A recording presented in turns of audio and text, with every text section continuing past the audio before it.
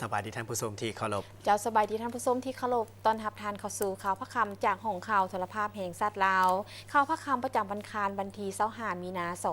2025นำเสนอข่าวพระคำในมื้อนี้จินดาศรีพลาข้าพเจ้าคำลาขันธวงศ์พร้อมด้วยลามภาษามือทั้งสองเสียงยางเยย่างและติ้งหลิงจันทวงศ์ใสท่านผู้ชมที่เคารพข่าวพระคำทำบินนี้พาท่านผู้ชมไปติดตามรับชมข่าวท้องถิ่นไปเริ่มที่แขวงพงศลีได้เฉลิมฉลองวันสร้างตั้งพรรคประชาชนปฏิบัติลาวครบรอบ70 ปีซึ่งพิธีดังกล่าวแม่นเริ่มต้นด้วยงานตลาดนัดและในค่ำคืนของวันที่21มีนาได้มีการแสดงศิลปะวรรณคดีจุดบังไฟดอกพอฮอดฮุงเซาของวันที่22มีนาการนำแขวงก็ได้เข้าวางพวงมาลาอยู่อนุสาวรีย์นครนิรนามวางกระตาดอกไม้อยู่อนุสรณ์สถานประธานไก่สอนพรหมิหารจากนั้นได้มีการแห่กองกำลัง18กองกำลังที่มาจากบรรดาแผนกการออมข้างแขวงก้อนกำลังปกสก้อนกำลังพนักงานรัฐกรก้อนกำลังออมข้างเมืองบุญเหนือประชาชนบรรดาเผ่าภายในเทศบาลเมืองบุญเหนือเข้าสู่พิธีโฮมซุมนุมมิตติ้งอย่างคึกคืนพร้อมทางได้ประดับเรียนการระลึก70 ปีวันสร้างตั้งพรรคประชาชนปฏิบัติลาว22มีนา1955หา22มีนา2025ให้สมาชิกพรรคแขวงพงศลีที่มีผลงานและคุณงามความดีในภารกิจปกปักรักษาและสร้างสรรค์พัฒนาประเทศชาติตลอดระยะผ่านมาจำนวน608สหายในนี้สมาชิกพรรคบำนาญ570สหายหญิง76สหายสมาชิกพรรคประจำการ38สหายหญิง5สหาย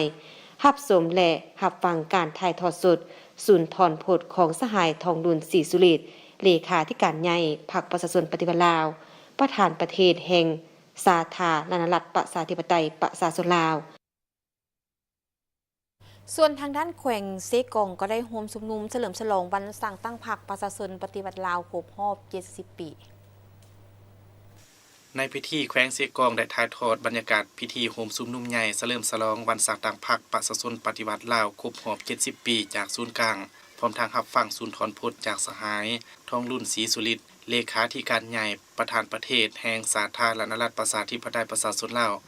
ซึ่งได้ยกให้เห็นถึงความเป็นมาแห่งการเติบใหญ่ขยายตัวของพรรคที่ได้นำพาขบวนการต่อสู้ต้านจักรพรรดิผู้หุกห้านทั้งแบบเก่าแบบใหม่ผ่านหลายระยะจนสามารถญาติได้ชัยชนะและประกาศเป็นประเทศสาธารณรัฐประชาธิปไตยประชาชนลาวขึ้นในวันที่2ธันวาคมปี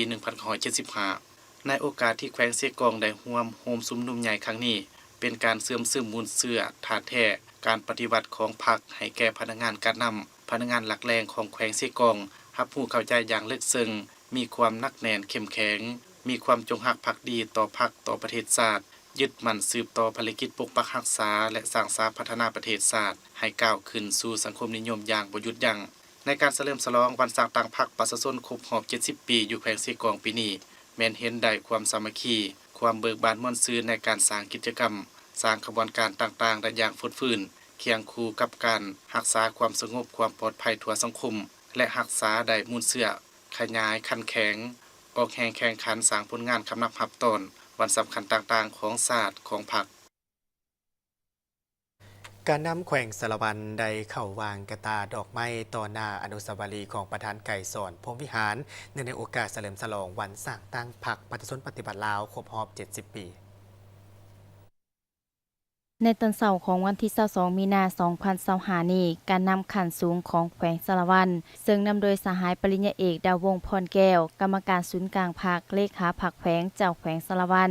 พร้อมด้วยคณะนำของแขวงคณะนำของเมืองเข้าวางกระตาดอกไม้ต่อหน้าอนุสาวรีย์ประธานไก่สอนพรหมวิหารอนุสาวรีย์องค์แก้วผู้นำพาการต่อสู้ก่อนมีพรรคนำพาและวางพวงมาลาอยู่อนุสาวรีย์นักรบนิรนามเนื่องในโอกาสวันสร้างตั้งพรรคประชาชนปฏิวัติลาวครบรอบ70 ปี22มีนา1955หา22มีนา2025การวางกระตาดอกไม้และวางพวงมาลาในครั้งนี้เพื่อแสดงถึงความเคารพรักความกตัญญูหูบุญคุณถึงคุณงามความดีนำใจต่อสู้อย่างพิละอาถรรพ์และบ่ยอมจำนนของบรรพบุรุษลาวก็คือบรรดานักรบปฏิวัติ ที่ได้เสียสละชีวิตเลือดเนื้อเพื่อประเทศชาติและประชาชนอย่างองอาจกล้าหาญซึ่งคุณงามความดีและความเคารพรักกตัญญูหูบุญคุณและสดุดีต่อคุณงามความดีและผลงานอันใหญ่หลวงของประธานไกรสอนพรหมวิหารที่ได้อุทิศตลอดชีวิตเพื่อภารกิจต่อสู้ญาติเอาเอกราชแห่งชาติอิสรภาพมาให้ประชาชนลาวบรรดาเผ่าทั้งเป็นผู้ก่อตั้งพรรคประชาชนปฏิวัติลาวผลงานอันใหญ่หลวงดังกล่าวนี้พวกเฮาจะได้ถูกจะลึกไว้ในชีวิตจิตใจของปวงชนลาวตลอดไปท่านผู้ชมที่เคารพเพื่อตอบสนองเครื่องเย็นโดยเฉพาะกระแมนประเภทแอร์เย็นในฤดูร้อนที่จะมาถึงนี้ทางสมาคมนักธุรกิจเครื่องเย็นก็ได้เกี่ยมความพร้อมตอบสนองแอร์เย็นหลายยี่ห้อเพื่อให้สังคมนั้นได้มีทางเลือกที่หลายขึ้นท่านขิมพ้นจันทจรประธานสมาคมธุรกิจเครื่องเย็นได้กล่าวต่อทีมข่าวโทรภาพแห่งชาติลาวว่าเพื่อการเกี่ยมความพร้อมในการตอบสนองเครื่องเย็นในฤดูร้อนที่จะมาถึงนี้ทางสมาคมได้เกี่ยมแอร์เย็นหลายยี่ห้อเพื่อตอบสนองลูกค้าโดยเฉพาะแมนยี่ห้อกรีเพราะเป็นยี่ห้อที่ประชาชนจำนวนหลายนิยมใช้เพราะเป็นแอร์ที่ประหยัดไฟและเป็นมิตรต่อสิ่งแวดล้อมในฤดูร้อนนี้จะมาถึงนี้เนาะถ้าแหน่พวกเรามันเตรียมพร้อมรับใช้พ่อแม่พี่น้องประชาชนมีแอร์ทุกรุ่นเนาะคิดว่าฤดูร้อนปีนี้แอร์บ่น่าจะขาดเนาะเพราะว่าทุกห้านของเราเตรียมพร้อมรับใช้พ่อแม่ประชาชนทางภาครัฐและเอกชนเนาะมีแอร์ทุกรุ่นเลยแหละทุกรุ่นเลย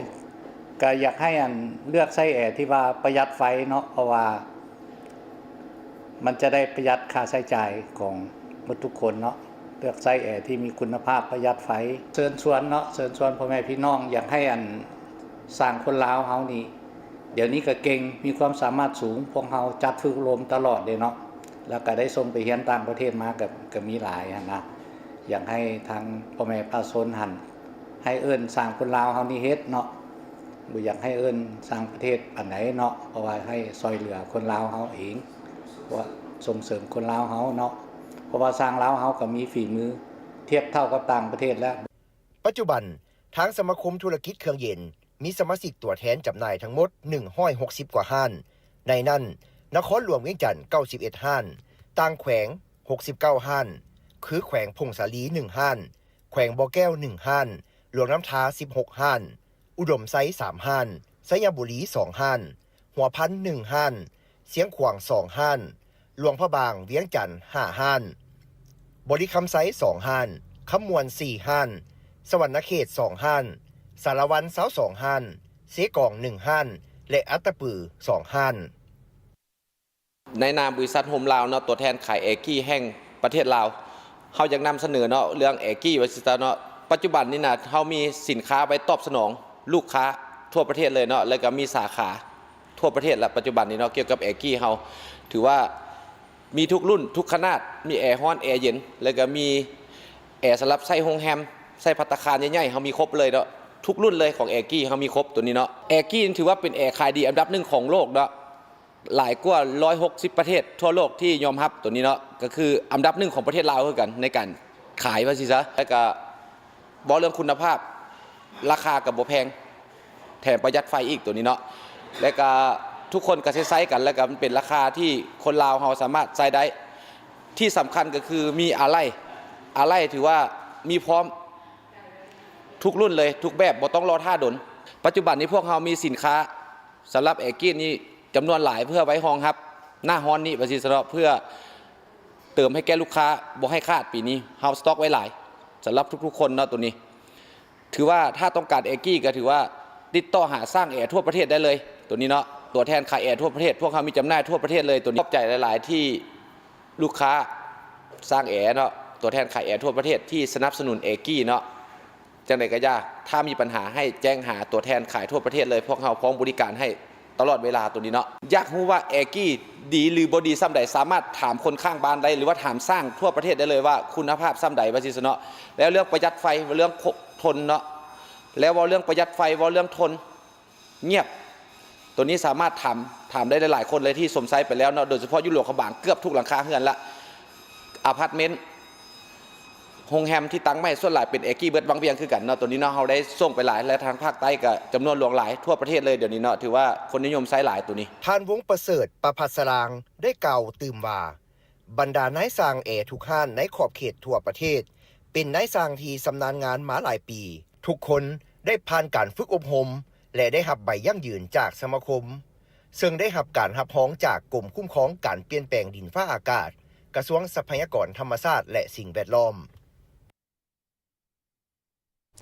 ในอาทิตย์ที่ผ่านมาทีมข่าวโทรภาพแห่งชาติลาวได้ลงติดตามความคืบหน้าของการปรับปรุงก่อสร้างเส้นทางแห่งบุญบ้านไห่โศกเมืองจันทบุรีนครหลวงเวียงจันทร์ซึ่งเป็นหนึ่งในจำนวน 4 เส้นทางของโครงการขนส่งแบบยันยงที่มีความยาว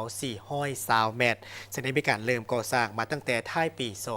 2024 ซึ่งเมื่อปัจจุบันนี้มีความคืบหน้าแล้ว 45 ส่วนห้อยเฉพาะการก่อสร้างหน้าทางแมนคาดว่าจะให้สำเร็จก่อนปีใหม่ลาว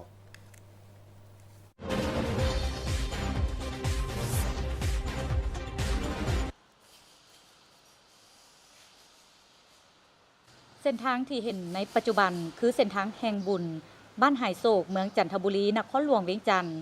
เป็นหนึ่งใน4เส้นทางที่นอนในโครงการขนส่งแบบยืนยงในนครหลวงเวียงจันทร์สำหรับเส้นทางแห่งบุญมีความยาวทั้งหมด420 เมตรบ่อนกว้างสุด8 เมตรและแคบสุด 3.5 เมตรเป็นเส้นทางที่ปูด้วยเบตงเสริมเหล็กโดยได้เริ่มการปรับปรุงและก่อสร้างมาแต่ท้ายปี 2024 มาฮอดปัจจุบันปฏิบัติได้45ส่วนห้อยประกอบมีการปรับปรุงระบบระบายน้ำวางท่อสายไฟและสายสื่อสารลงใต้ดินปรับปรุงหน้าทางเบตงเสริมเหล็กทางยางปูด้วยหินอ่อนและปรับปรุงระบบระบายน้ำอุปสรรคเนาะหรือว่าสิ่งท้าทายในการก่อสร้างนี่ก็มีหลายปัญหาอยู่เป็นต้นว่าสิ่งที่เฮาเนี่ยบ่เห็นเนาะในการก่อสร้างคือเส้นต้นอยู่ในพื้นดินเนาะมันจะมีพวกสายไฟเบอร์ออปติกหรือว่าสายสื่อสารต่างๆอีกปัญหาหนึงก็ในเวลาเจอท่อระบบน้ำประปาเนาะที่ว่าสายสื่อสารต่างๆเฮาบ่มีระบบเฮาบ่มีแผนผังแต่เฮาก็จกแบบงมมืดไปนะท่านมันก็เจอตัวใดเฮาต้องแก้ไขเฉพาะหน้าตัวนั้นเนาะและอีกปัญหาหนึงก็เรื่องการสัญจรเนาะเพราะว่าเฮาเฮ็ดอยู่ในกลางใจกลางเมืองเนาะสิ่งมันก็แน่นอนแล้วอันนั้นสถานที่ชุมชนเนาะจะเป็นเขตงานธุรกิจในการท่องเที่ยวเนาะก็มีบรรดาห้างห้านต่างๆมีแต่เป็นต้นกลางงามกลางคืนครับมีตลาดกลางคืนเนาะเพิ่นคือว่าการสัญจรนี่ก็มีปัญหาหลายเนาะและอีกนึงเส้นทางเฮาก็แคบแน่เนาะยากต่อการปรับปรุงของพวกเฮาเนาะพบปัญหาหลายอันโดยเฉพาะกับการสัญจรเนาะเบียกหน้าทางประโยชน์ต่างๆกันก็สร้างทางเนี่ยครับก็อิงใส่มาตรฐานของเทคนิคของกระทรวงยทคเนาะแต่เรื่องระบบไฟระบบสายสื่อสารต่างๆเฮาก็อิงตามระบบเทคนิคของไฟฟ้าลาวเนาะเพิ่นจะเป็นผู้กำหนดมาให้แต่เป็นผู้อนุมัตินะเฮาจึงสามารถก่อสร้างได้เนื่องจากว่าการปรับปรุงเส้นทางดังกล่าวเป็นเส้นทางใจกลางเมืองเป็นบ่อนเต้าโฮมของชุมชนและการค้าขายรวมทั้งนักท่องเที่ยวทางภายในและต่างประเทศเข้ามาจุดบริเวณนั้นเป็นจำนวนหลายในแต่ละมื้อฉะนั้นในเวลาก่อสร้างปรับปรุงเส้นทางอาจเห็นให้ประชาชนหรือการค้าขายมีความยุ่งยากในการดำเนินธุรกิจในระยะการก่อสร้างนี้จะมีการค่าการขายเนาะการดำรงชีวิตของประชาชนในจุดดังกล่าวเนี่ยก็ถือว่าเป็นปกติดีเนื่องจากว่าโครงการของพวกเขานี้ได้ปฏิบัติตามหลักการของรัฐบาลก็คือป่วยทึนเนาะโดยเฉพาะแม่นการไกลเกลี่ยผลกระทบในเขตที่อยู่อาศัยของประชาชนแล้วก็ทางห้างค้าต่างๆนี่ถือว่าโครงการก็คือรัฐบาลนี้ได้ทำการชดเชยผู้ได้รับผลกระทบทางด้านการค้าขายนี้แล้วเนาะถือว่าเวียกงานชดเชยผลกระทบนี้ถือว่าพวกเขาได้สำเร็จแล้วเนาะในปัจจุบันนี้ก็คือพวกท่านได้รับข้อมูลจากทางวิชาการผู้รับเหมาก่อสร้างแล้วว่าพวกเพิ่นกำลังคุ้นเคี่ยวเนาะให้สำเร็จทันแต่ข้าพเจ้าขอฝากถึงพ่อแม่ประชาชนเนาะแล้วก็ทางผู้สัญจรไปมาในเขตดังกล่าวนี้ที่ว่าให้ความร่วมมือในการก่อสร้างนั้นเพราะว่าโครงการของพวกเขาก็มีแผนเนาะมีเป้าหมายก่อสร้างสำเร็จในเดือน7 ปี 2025นี้เนาะแล้วก็พร้อมเปิดใช้งานเนาะ การก่อสร้างโครงการดังกล่าวเป็นโครงการของกระทรวงโยธาธิการและขนส่งกรมขนส่งโดยแม่นการจัดตั้งปฏิบัติของนครหลวงเวียงจันทน์แผนกโยธาธิการและขนส่งหับเหมาก่อสร้างแม่นบริษัทร่วมทุนระหว่างหลักวิสาหกิจก่อสร้างเส้นทางเลข8และบริษัทไต่เจียงเซินก่อสร้างจำกัดผู้เดียวสนองทุนโดยธนาคารพัฒนาอาซีกองทุนโอเปกและกองทุนสิ่งแวดล้อมถ้าโครงการดังกล่าวสำเร็จจะอำนวยความสะดวกแก่การสัญจรการค้าขายและเป็นเส้นทางท่องเที่ยวคาดว่าเวียกหน้าทางจะให้สำเร็จก่อนปีใหม่ลาวและสำเร็จทุกหน้าเวียกในเดือนกรกฎาคมปี 2025 นี้ฉะนั้นในเวลาดำเนินการก่อสร้างถ้าหากว่าท่านใดพบเห็นความยุ่งยากก็สามารถเขียนเสนอถึงหน่วยงานที่เกี่ยวข้องโดยผ่านจุดตู้จดหมายเหตุตามโครงการปกครองบ้านเกี่ยวข้องเพื่อให้หน่วยงานที่รับผิดชอบได้รับรู้และแก้ไขตามความเป็นจริง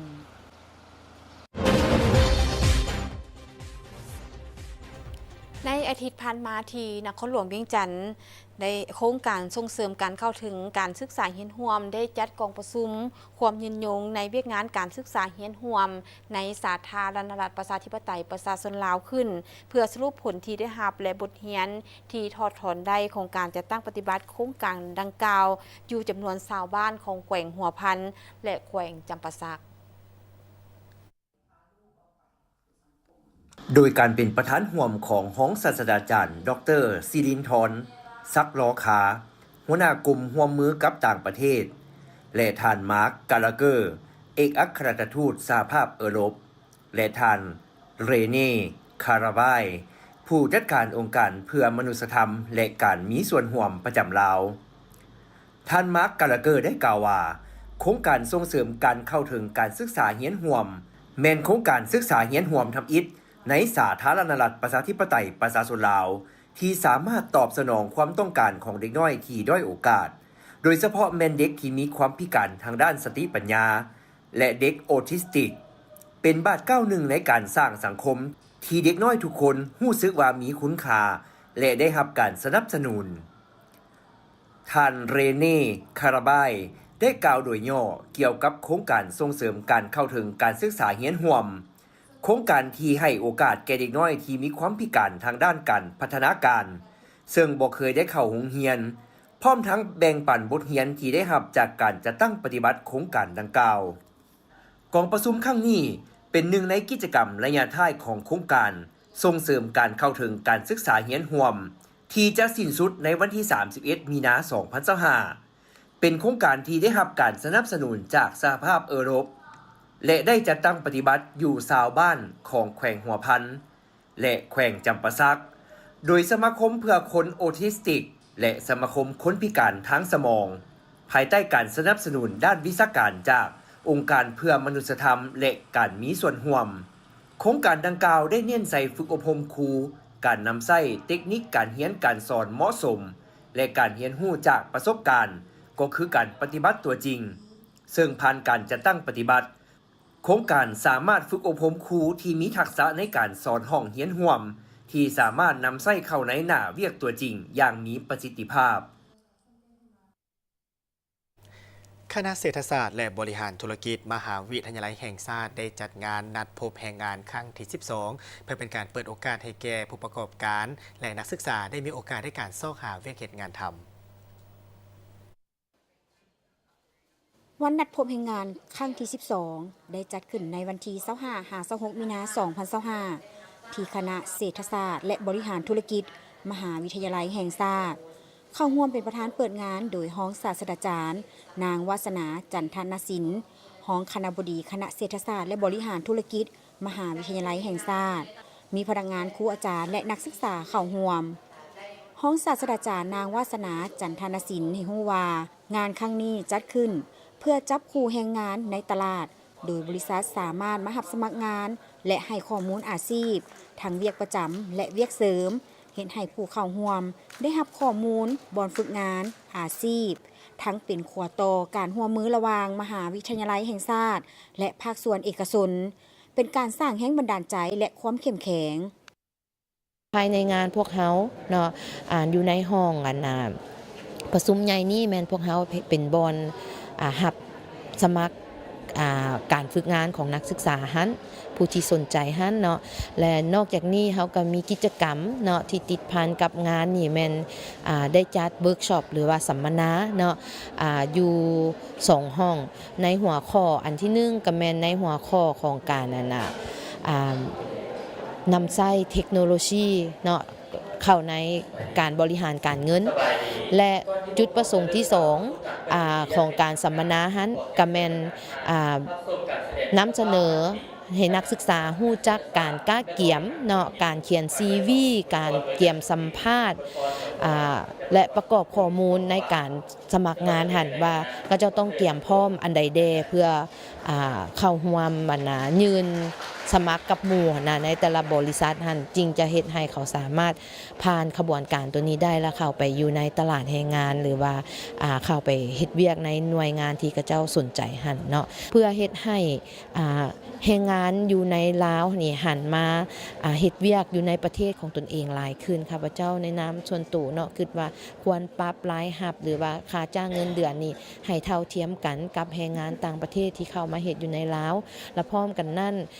แรงงานก็ต้องได้เตรียมพร้อมตัวเองเนาะฝึกทักษะความรู้ความสามารถของตัวเองในสาขาต่างๆในด้านต่างๆที่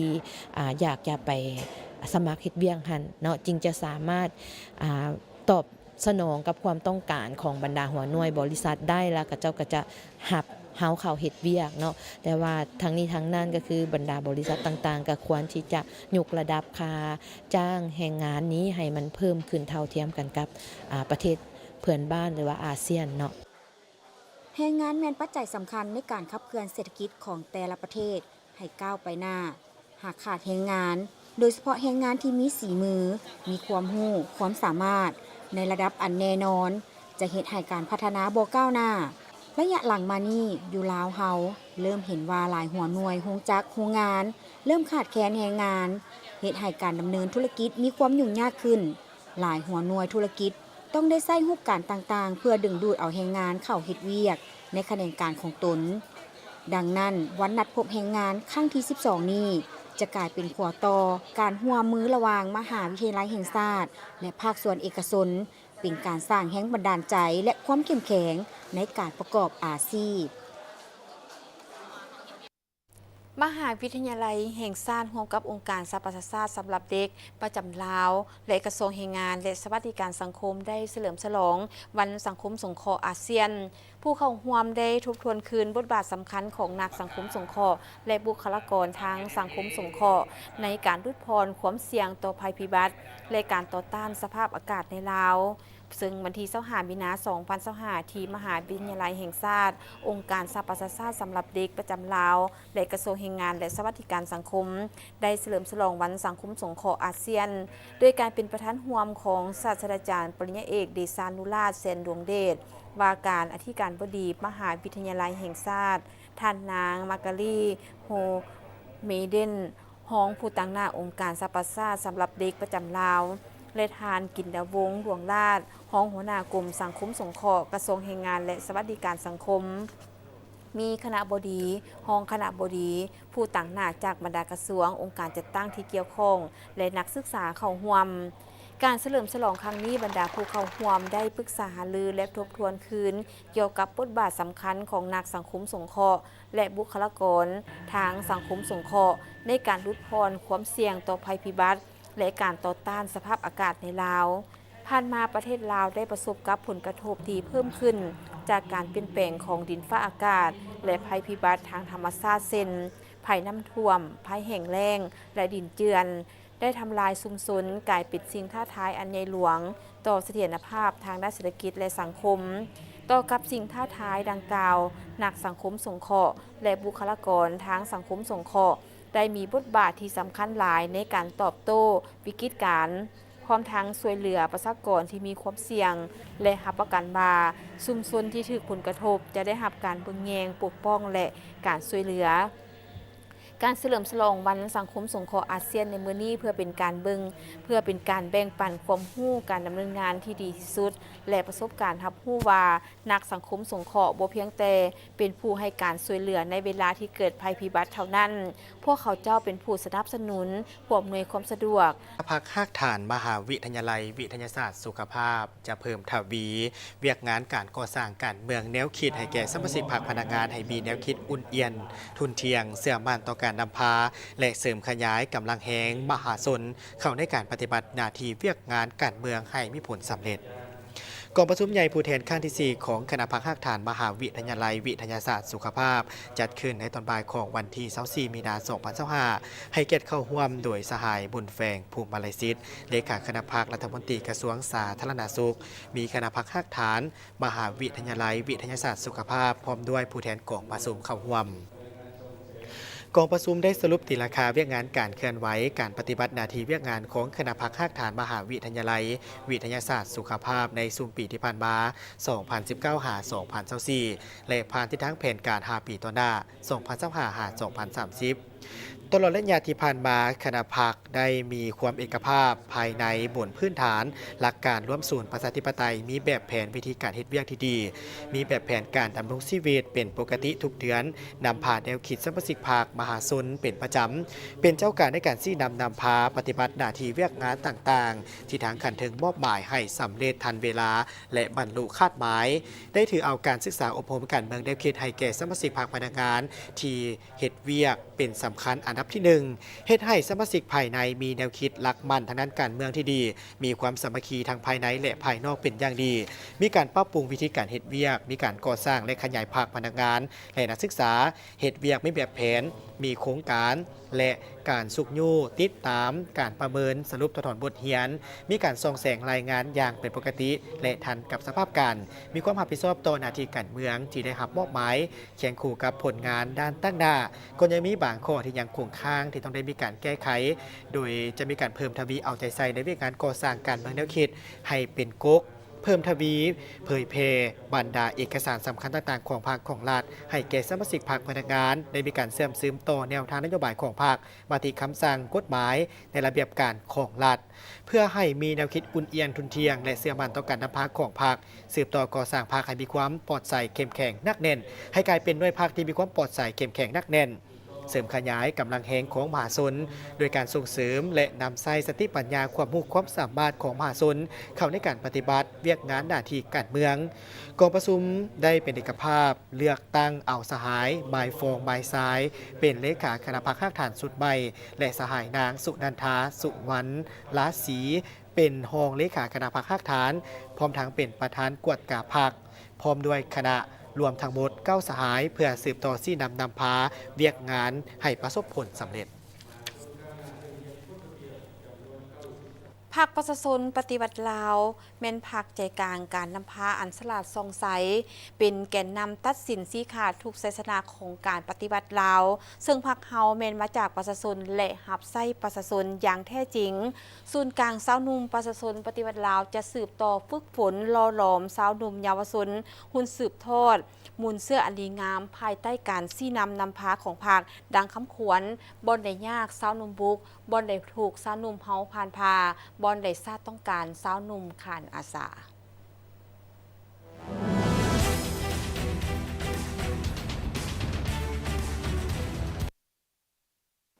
สหายมนไซเหล่าหมอทรงเลขาคณะบริหารงานศูนย์กลางสาวหนุ่มประชาชนปฏิบัติลาว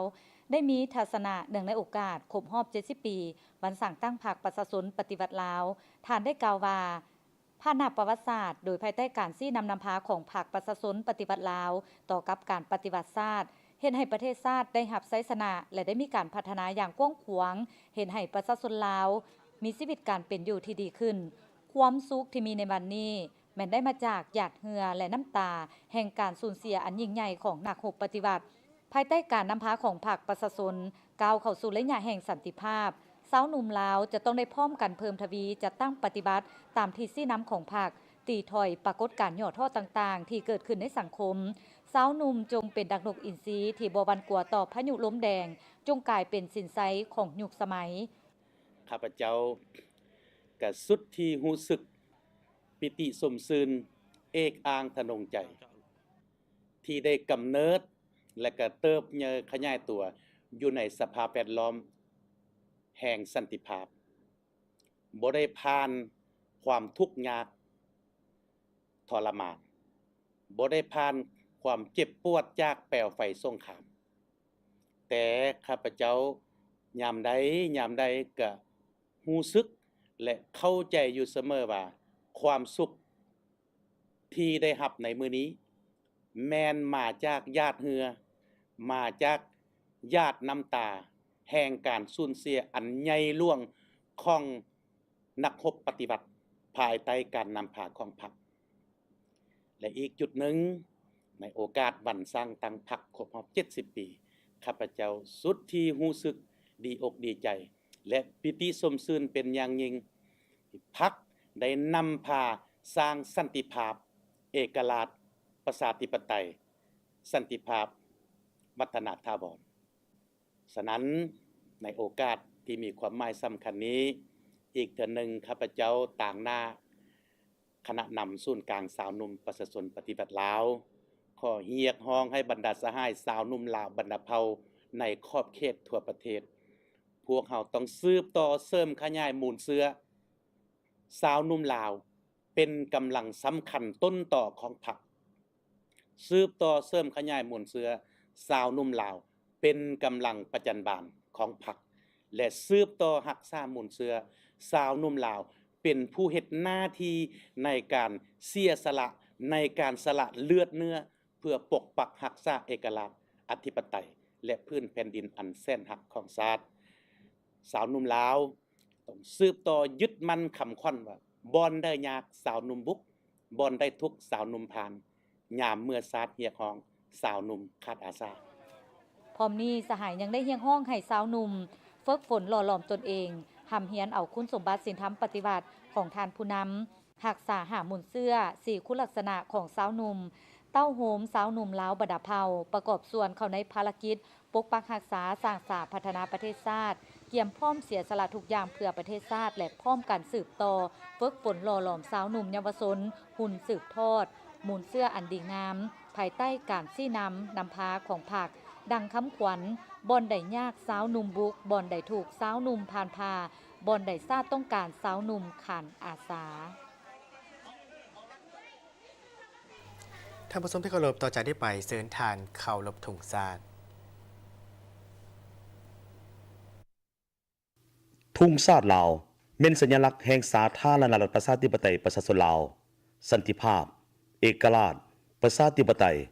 เอกภาพวัฒนถาวร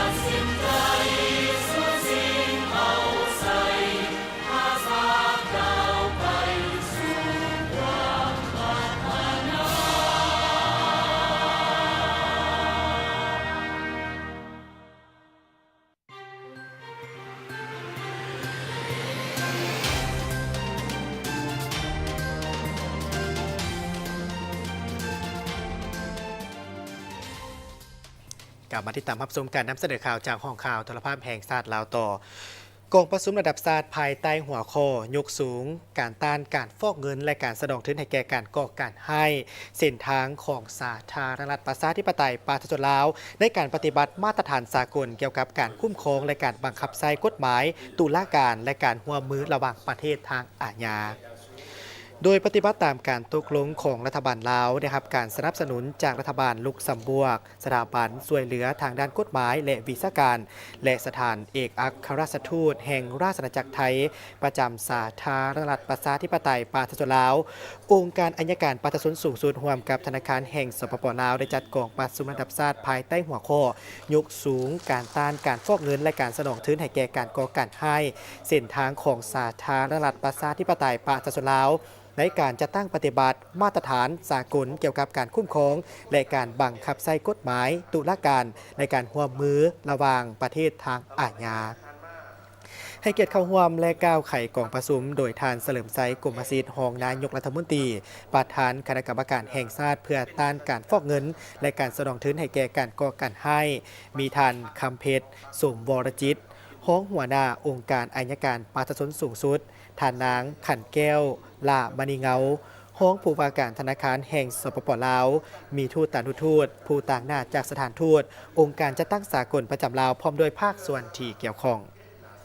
ในกองประชุมในครั้งนี้ได้รับฟังการนำเสนอเกี่ยวกับภาระบทบาทของคณะกวดสอบการร่วมมือสากลขององค์การเฉพาะกิจเพื่อดำเนินมาตรการทางด้านการเงินต่อการฟอกเงินข้อกำหนดการรายงานของคณะกรรมการร่วมผลกระทบทางด้านเศรษฐกิจที่อาจจะเกิดขึ้นบัญชีสีเทาการบริหารจัดการของขบวนการกวดสอบการร่วมมือสากลหน่วยงานหลักทางด้านเวียกงานต้านการฟอกเงินและการสนองทุนให้แก่การก่อการให้ของบรรดาประเทศต่างๆและบทเรียนที่ถอดถอนได้ความสำคัญของการร่วมมือสากลทางด้านเวียกงานต้านการฟอกเงินและการสนองทุนให้แก่การก่อการให้ที่มีประสิทธิภาพการกู้คืนทรัพย์สินที่ได้จากการก่ออาชญากรรมการร่วมมือที่เป็นทางการและบ่เป็นทางการให้แก่การแก้ไขรายการแผนการปฏิบัติเวียกงานและการจัดตั้งปฏิบัติที่มีประสิทธิผล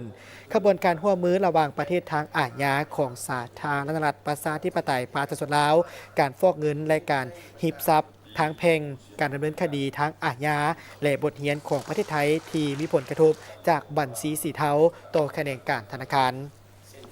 ในโอกาสนี้ท่านเฉลิมไซกรมศิษย์ได้กล่าวว่าการฟอกเงินและการก่อการให้แม่นหนึ่งในอาชญากรรมข้ามชาติที่เป็นปัญหาพ้นเด่นที่เกิดขึ้นและแพร่หลายอยู่ในภาคพื้นและในโลกด้วยหลายรูปแบบ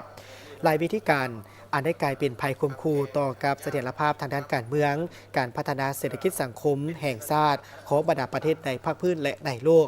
การฟอกเงินและการสนองทุนให้แก่การก่อการให้เป็นหนึ่งในบรรดาอาชญากรรมข้ามชาติที่ติดพันโดยกงกับปัญหายาเสพติดการค้าขายอาวุธการฆ่ามนุษย์การพนันที่ผิดกฎหมายการสอดลัดบังหลวงและอื่นๆดังนั้นกองประชุมในครั้งนี้มีความหมายความสำคัญเรียกร้องให้ผู้แทนกองประชุมจงพร้อมกันค้นคว้าประกอบคำคิดคำเห็นและแลกเปลี่ยนบทเรียนในแต่ละปัญหาด้วยความรับผิดชอบสูงสร้างสรรค์และมีประโยชน์สูงสุดนำเอาบทเรียนอันดีไปหมุนไส้เข้าในการต้านการฟอกเงินและการสนองทุนให้แก่การก่อการให้การนำเอาประเทศเฮาออกจากบัญชีสีเทาขององค์การต้านการฟอกเงินต้านและสกัดกั้นอาชญากรรมข้ามชาติอย่างมีประสิทธิผลประกอบส่วนเฮ็ดให้ประเทศเฮามีความสงบยุติธรรมและสีวิไลอย่างบ่หยุดยั้งไปที่กองประชุมสัมมนาระดมความคิดต่อห่างรายงานการเมืองครั้งที่12ของภาคของเขตอำนาจรัฐให้มีเนื้อในลึกซึ้งครบถ้วนถูกต้องสอดคล้องและแท้ตัวจริงทั้งส่องแสงได้สติปัญญารวมหมู่และเสริมขยายประชาธิปไตยภายในภาคอย่างคุ้มขวางสร้างความรับรู้ความเข้าใจและความเป็นเอกภาพทางด้านทัศนะแต่หัวทีต่อห่างรายงานการเมืองของกองประชุมใหญ่ครั้งที่12ของภาคในตอนเช้าของวันที่25มีนาคม2025กองประชุมสัมมนาระดมทุนระดมความคิดเห็นต่อห่างรายงานการเมืองครั้งที่12ของภาคของเขตอำนาจรัฐได้จัดขึ้นที่ห้องประชุมสำนักงานห้องว่าการศูนย์กลางภาคภายใต้การเป็นประธานของสหายกีแก้วจันทบุรีห้องประธานสถาบันวิทยาศาสตร์เศรษฐกิจและสังคมแห่งชาติหัวหน้าคณะเลขาธิการวิทยาศาสตร์สภาทฤษฎีศูนย์กลางภาคคณะรับผิดชอบสัมมนาห่างรายงานการเมืองครั้งที่12ของภาคในของเขตอำนาจรัฐ โดยมีบรรดาสหายรองเลขาคณะพรรคคณะประจำพรรคกรรมการคณะพรรคผู้ทรงคุณวุฒินักวิทยาศาสตร์และพลังงานหลักแรงในโครงเขตอำนาจรัฐ 13 ภาคส่วนเข้าร่วมคือ สภาแห่งชาติสำนักงานนายกรัฐมนตรีศาลประชาชนสูงสุดองค์การอัยการประชาชนสูงสุดกระทรวงภายในกระทรวงยุติธรรมกระทรวงป้องกันประเทศกระทรวงป้องกันความสงบคณะจัดตั้งศูนย์กลางพรรคคณะกวดการศูนย์กลางพรรคห้องว่าการศูนย์กลางพรรคสภาทฤษฎีศูนย์กลางพรรคและคณะโฆษณาอบรมศูนย์กลางพรรคกองประชุมสัมมนาครั้งนี้เพื่อระดมและยัดแยงความคิดเห็นเพื่อสืบต่อปรับปรุงทางรายงานการเมืองครั้งที่ 12 ของพรรคในโครงเขตอำนาจรัฐให้มีเนื้อในลึกซึ้งครบถ้วนถูกต้องสอดคล้องและแท้ตัวจริงทั้งส่องแสงได้สติปัญญารวมหมู่และเสริมขยายประชาธิปไตยภายในพรรคอย่างกว้างขวางสร้างความรับรู้ความเข้าใจและความเป็นเอกภาพทางด้านทัศนะแต่งหัวทีต่อทางรายงานการเมืองของกองประชุมใหญ่ครั้งที่ 12 ของพรรคจากนั้นถือเป็นเนื้อในพื้นฐานเพื่อให้บรรดาองค์คณะพรรคนำไปปรับปรุงการก้าเกี่ยมเนื้อในรายงานการเมืองต่อกองประชุมใหญ่ของตนให้สอดคล้องกลมเกลียวไปล่วงเดียวกันกับทางรายงานการเมืองของกองประชุมใหญ่ครั้งที่ 12 ของพรรคโอกาสนี้สหายคำมรจันทจิตรองประธานผู้ประจำการสภาทฤษฎีศูนย์กลางพรรครองหัวหน้าคณะโฆษณาอบรมศูนย์กลางพรรคได้เสนอโดยย่อเนื้อในทางรายงานการเมืองครั้งที่ 12 ของพรรคในโครงเขตอำนาจรัฐได้ติราคาการจะตั้งปฏิบัติมติกองประชุมใหญ่ครั้งที่ 11 ของพรรคใน5 ปีผ่านมาทั้งยกให้เห็นผลงานที่พ้นเด่นปัญหาที่ตั้งขึ้นสาเหตุและบทเรียนที่ถอดถอนได้พร้อมทางได้ประเมิน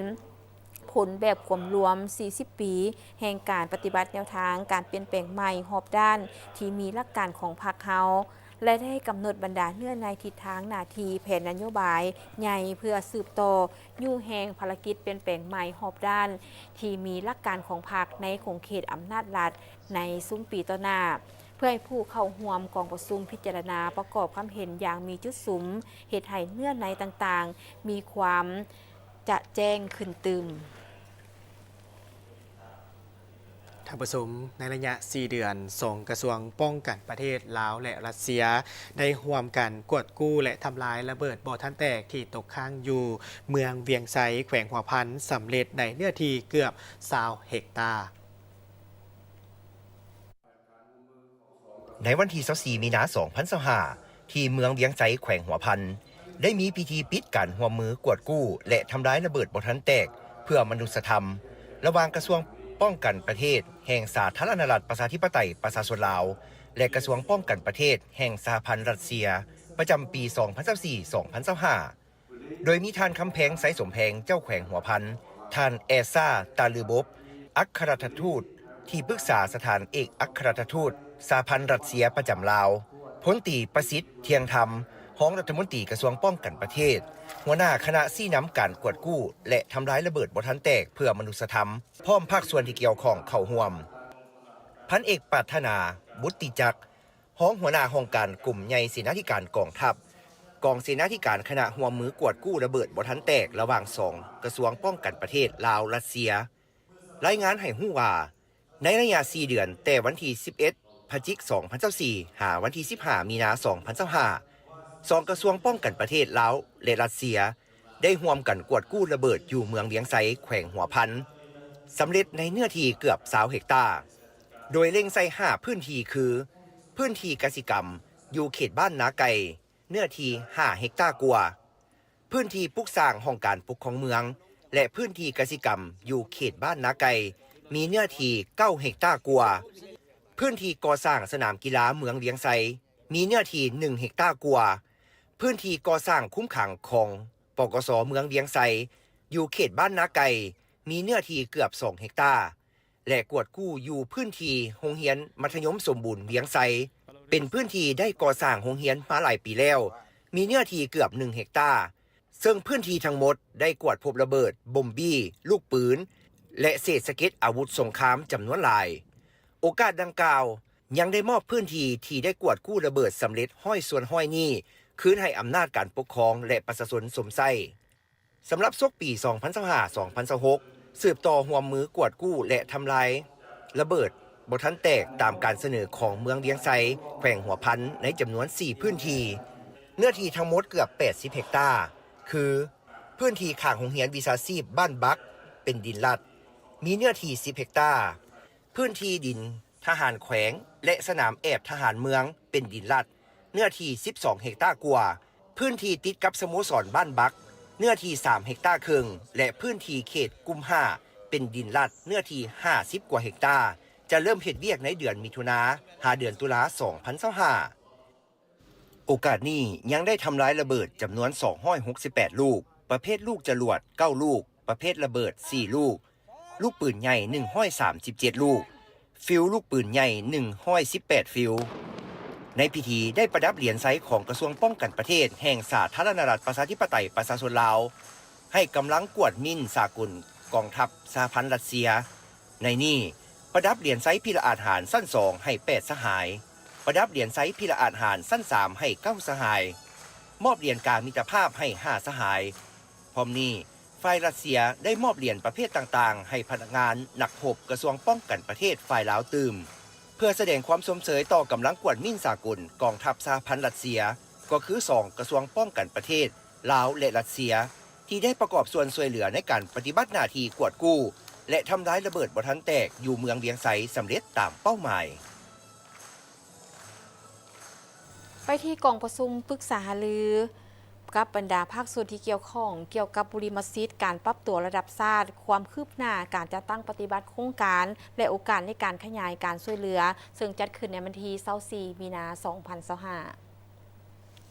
กองประชุมปรึกษาหารือกับบรรดาภาคส่วนเกี่ยวข้องเกี่ยวกับบุริมัสยิดการปรับตัวระดับชาติโดยการเป็นประธานร่วมของท่านอัมไพวันอุดมเดชของกรมคุ้มครองการเปลี่ยนแปลงดินฟ้าอากาศกระทรวงทรัพยากรธรรมชาติและสิ่งแวดล้อมท่านอาวีซากาผู้ตั้งหน้าองค์การสหประชาชาติด้านเคหสถานประจำลาวท่านจักติกส์มูซาผู้ตั้งหน้าจากกองทุนการปรับตัวทั้งเป็นหัวหน้าทีมโดยมีผู้ตั้งหน้าจากแขนงการขั้นศูนย์กลางและท้องถิ่นพร้อมด้วยต่างหน้าจากองค์การจัดตั้งสากลและคู่ร่วมพัฒนาท่านอัมไพวันอุดมเดชกล่าวว่า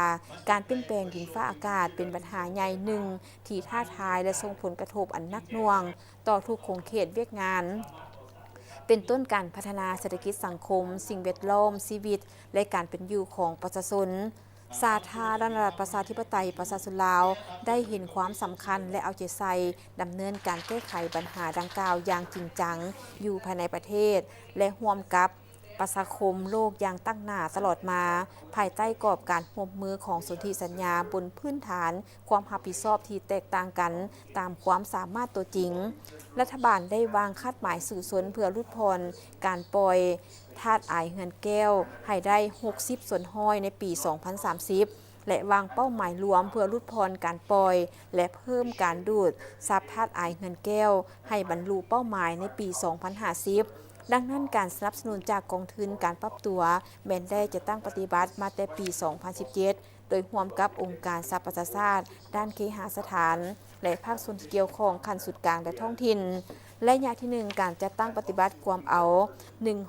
189บ้านของ3แขวงคือแขวงอัตตปือแขวงเซกองและแขวงสารวัน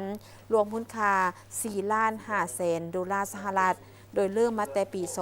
2017 และสำเร็จในปี 2022อันพ้นเด่นแม่นการพัฒนาแบบจำลองการประเมินความเสี่ยงและความบอบบางจากการเปลี่ยนแปลงดินฟ้าอากาศมีข้อมูลทางด้านวิทยาศาสตร์เกี่ยวกับความเสี่ยงของท้องถิ่นและเป็นข้อมูลประกอบเข้าในการสร้างแผนงานแห่งชาติการปรับตัวเข้ากับการเปลี่ยนแปลงดินฟ้าอากาศและยา2แม่นได้รับทุนช่วยเหลือจำนวน$5,500,000ซึ่งจะตั้งปฏิบัติอยู่2เมืองไซภูทองและเมืองเซทามวกเมืองพินแขวงสวรรณเขตแม่นได้สุ่มใส่โครงรางพื้นฐานการสนองน้ำที่มีความทนทานต่อการเปลี่ยนแปลงดินฟ้าอากาศซึ่งได้เริ่มปฏิบัติมาแต่ปี 2021 จะให้สำเร็จในปี 2025 โครงการระยะ3แม่นได้รับทุน 7,500,000 กว่าดอลลาร์สหรัฐโดยจะตั้งปฏิบัติอยู่6แขวงเป้าหมายคือแขวงบ่อแก้วเวียงจันทน์บุรีคำไซคำมวนจะประซักและอัตตปือโดยจะสุ่มใส่การสร้างความอาจสามารถให้ชุมชนและสถาบันขั้นแขวงเพื่อพัฒนาที่อยู่อาศัยให้มีความยืนยงและความทนทานต่อการเปลี่ยนแปลงดินฟ้าอากาศและอื่นซึ่งโครงการจะได้เริ่มจะตั้งปฏิบัติในปีนี้จะให้สำเร็จในปี 2028 กองประชุมครั้งนี้ท่านอาวีซากากาวาผ่านการสนับสนุนจากกองทุนเพื่อการปรับตัวสามารถทดลองวิธีการบ่เพียงแต่เป็นวิธีการใหม่สำหรับสาธารณรัฐประชาธิปไตยประชาชนลาวเท่านั้นแต่ยังเป็นวิธีการที่เป็นแบบอย่างในระดับโลกอีกด้วยในเมื่อวานนี้24 มีนา 2025อยู่ที่ศูนย์การค้าลาวไอเทคได้มีการแถลงข่าวเกี่ยวกับการกะเกียมจัดงานวางแสดงและจำหน่ายสินค้า1เมือง1ผลิตภัณฑ์และสินค้าครอบครัวตัวแบบนครหลวงพิจันทร์ครั้งที่ 11ร่วมแถลงข่าวในครั้งนี้โดยท่านนางวรรณมณีพิมพ์สารหัวหน้าแผนกอุตสาหกรรมและการค้านครหลวงพิจันทร์มีท่านวิทูลสิทธิมรดาหัวหน้ากลุ่มส่งเสริมการค้าและอุตสาหกรรมและหัตถกรรมกระทรวงอุตสาหกรรมและการค้าพร้อมโดยภาคส่วนที่เกี่ยวข้องเช่นสภาการค้าและอุตสาหกรรมนครหลวงพิจันทร์และบรรดาหัวหน่วยธุรกิจสินค้า1เมือง1ผลิตภัณฑ์ที่ได้รับการหมายโอดอปเข้าร่วมท่านนางวรรณมณีพิมพ์สารหัวหน้าแผนกอุตสาหกรรมและการค้านครหลวงพิจันทร์ได้กล่าวว่าการจัดงานวางแสดงและจำหน่ายสินค้า1เมือง1ผลิตภัณฑ์และสินค้าครอบครัวตัวแบบของนครหลวงพิจันทร์ครั้งที่ 11 ในครั้งนี้เป็นการพันขยายในการจัดตั้งปฏิบัติวาระแห่งชาติในการแก้ไขปัญหาเศรษฐกิจการเงินของนครหลวงพิจันทร์ในเวียกจุดสูงที่ได้วางไว้โดยการส่งยูส่งเสริมการผลิตภายในและการส่งใส่สินค้าภายในให้กว้างขวางสร้างจิตสำนึกสร้างจิตใจมีส่วนร่วมของคนลาวหันมาส่งใส่ผลิตภัณฑ์ภายในหลายขึ้นถ้าเป็นการส่งยูการส่งเสริมการผลิตภายในและการนำไปสู่การพัฒนาแบบยืนยงที่มีประสิทธิผลสูงให้สามารถเข้าหาตลาดภายในและต่างประเทศพร้อมทั้งสร้างความเข้มแข็งให้หัวหน่วยธุรกิจที่เฮ็ดการผลิตสามารถก้าวเข้าสู่ตลาดเถื่อนละก้าวสามารถสุกยู่ให้หัวหน่วยธุรกิจสร้างมูลค่าให้แก่สินค้าโอดอปแห่งชาติให้มีการยอมรับและเป็นที่นิยมของสังคมผู้สวมใส่มีความเสื่อมั่นหลายขึ้นกลายเป็นแหล่งรายรับและสร้างความเข้มแข็งให้แก่หัวหน่วยธุรกิจสินค้า1เมือง1ผลิตภัณฑ์สุกยู่ส่งเสริมให้บรรดาหัวหน่วยธุรกิจสินค้า1เมือง1ผลิตภัณฑ์เป้าหมายการเข้าร่วมงานอาจจะมีถึง163หัวหน่วยเป็นต้นแม่นสินค้า1เมือง1ผลิตภัณฑ์สินค้าจากครอบครัวตัวแบบสินค้าอุตสาหกรรมจากสภาการค้าและอุตสาหกรรมหัวหน่วยธุรกิจท่องเที่ยวและสินค้ากสิกรรมปรุงแต่งและเพิ่มขึ้น 5.5 ส่วนห้อยรวมมูลค่าสินค้าประมาณ 4,500 ตื้อกีบทั้งหมดนั้นแม่นเพื่อเป็นการสุกยู่ส่งเสริมการค้าภายในให้เป็นที่ยอมรับของสังคมและสามารถส่งออกเป็นสินค้าเป็นปลายแหลมของสาธารณรัฐประชาธิปไตยประชาชนลาวสามารถเป็นแหล่งรายรับอันยืนยงให้แก่บรรดาหัวหน่วยธุรกิจที่ได้รับการหมายโอดอปแห่งชาติงานในครั้งนี้แม่นจะมีขึ้นในระหว่างวันที่1หาวันที่11พฤษภาคม2025ที่ศูนย์การค้าลาวไอเทคตึกเก่าท่านผู้ชมจากนี้ไปพักอีกก่อนหลังจากกลับมาติดตามรับชมสถานการณ์ข่าวที่เกิดขึ้นอยู่ต่างประเทศพร้อมด้วยข่าวกีฬา